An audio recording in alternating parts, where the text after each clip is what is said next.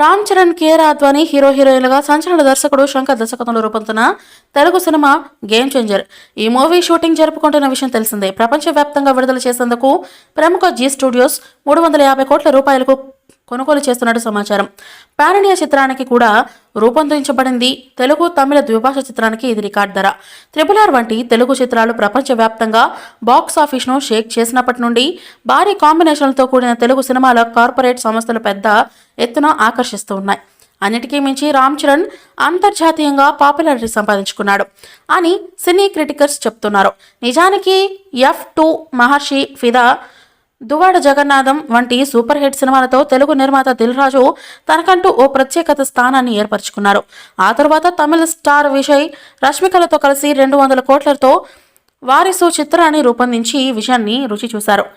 అయితే ప్రముఖ తమిళ దర్శకుడు శంకర్ గేమ్ చేంజర్ కోసం తెలుగులోకి వచ్చాడు.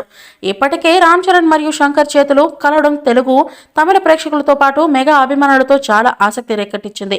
చివరికి టాలీవుడ్ నుంచి ఎంతో ఆసక్తిగా ఎదురు చూస్తున్న సినిమాలలో ఒకటిగా నిలిచింది. ఒకవైపు స్టార్ డైరెక్టర్, మరోవైపు స్టార్ హీరో కాంబినేషన్ ఈ మూవీ వస్తుండడంతో ప్రేక్షకుల్లో భారీ అంచనాలు ఏర్పడ్డాయి. ఈ మూవీపై మీ అభిప్రాయాన్ని కామెంట్ బాక్స్లో తెలియజేయండి. ఈ వీడియో మీకు నచ్చితే లైక్ చేయండి, షేర్ చేయండి, కామెంట్ చేయండి. మరిన్ని అప్డేట్స్ కోసం మన ఛానల్ని సబ్స్క్రైబ్ చేయండి. అలాగే పక్కనే ఉన్న గంట సింబల్ని గట్టిగా టంగ్ టంగ్ అని కొట్టేసేయండి.